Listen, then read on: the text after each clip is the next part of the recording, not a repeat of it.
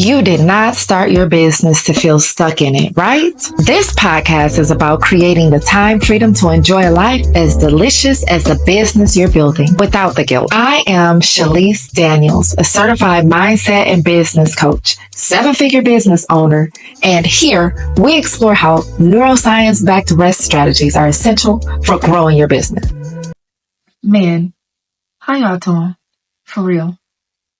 While I truly believe men need support just as much and sometimes even more than women, I did not accept them as clients. Men are trained not to share their feelings because sharing your feelings is a sign of weakness. Men can't be weak because how can a weak person be a source of stability?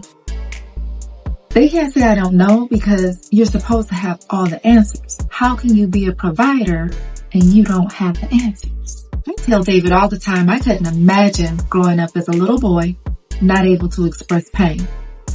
Not like when you fall off your bike and get the wind knocked out of you kind of pain, but when that girl, the one that you really like, rejects you, that kind of pain. Well, when you fall off your bike too. As a man, how do you acknowledge pain when you're supposed to protect everyone else from it? Fear? Forget about it. Something so human is seen as a flaw. What do you even call those feelings? Because a weak person can't protect. And if you don't have the solutions to all the problems, then how can you provide? Pain past 10? Forget about it. That gut punch that Junior just gave you, or the guy who no longer wants to be your friend, that rejection. Throw some dirt on it. Today, we call that gaslighting.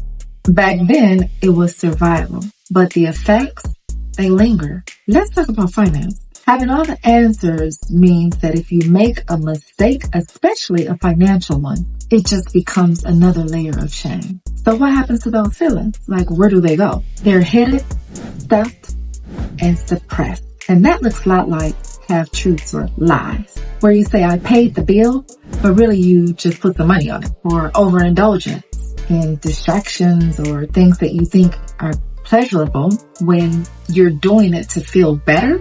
So that's what you call it, feeling better, because you may lack the vocabulary to call it what it really is, pain. Lashing out, unable to say that you're afraid or that you're scared, because that feeling you don't know how to describe. So you snap at the people who are closest to you. Overuse or abuse of substances, because throw some dirt on it. When you have a business, it all comes up. Building a business is like parenthood. It tests the toughest parts of you. Like the toughest. So it pushes triggers that you didn't know that you had because many times you weren't allowed to recognize those feelings. Your business starts to resemble your life, and it becomes a mirror for all those unprocessed feelings. When your business gets too heavy, do you find yourself avoiding, saying, I'm good, instead of talking about the strained relationships, bad processes and systems, controlling, needing to do each and everything yourself because asking for help or telling someone that you're in trouble would be admitting to defeat and you can't fail. Overcompensating because hustling harder makes everyone else on the outside think that you have it all put together. Reacting, allowing fear to drive your actions and decisions instead of strategy, which creates a cycle of chaos and overwhelm. As a result, you are exhausted. You may even be sick. You may have even been to the hospital recently. I was being interviewed for a board position by 2 men, and I was explaining my business to them, telling them that I'm a coach for women who feel overwhelmed, exhausted, burned out, and they can't trust someone to run their business, or they think that everything will just fall apart. And immediately the CEO was like, well, what about men? We're tired too.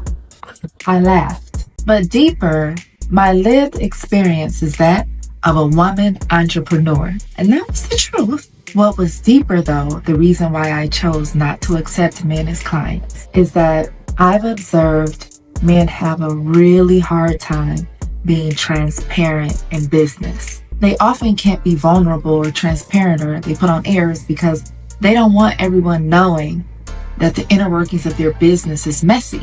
They don't realize that we're all messy. The inner workings of all of our businesses in some aspect is being worked on or needs to be worked on. They're not used to safe spaces where they can say how they truly feel, especially if it's not tied to like some strength or machoism.